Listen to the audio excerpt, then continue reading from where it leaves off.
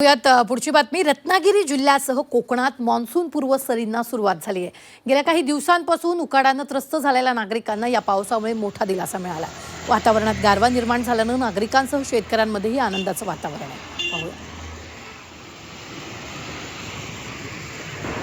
हवामान विभागाने वर्तवलेल्या अंदाजाप्रमाणे सध्या मान्सून पूर्व पावसाच्या सरी कोसळायला सुरुवात झालेल्या आहेत। आपण सध्या ही दृश्य पाहतोय, चिपळूण मधल्या केरडीचे इथले आहेत। मान्सून पूर्व पाऊस पडतोय। हवामान खात्याने काही दिवसांपूर्वी वर्तवण्यात आलं होतं की पुढील आठवड्यात कोकणामध्ये पावसाच्या सरी बरसतील आणि त्या पद्धतीनेच मान्सून पूर्व सरी कोसळताना आपल्याला पाहायला मिळतं। यामुळे नक्कीच हवेमध्ये गारवा आलेला आहे।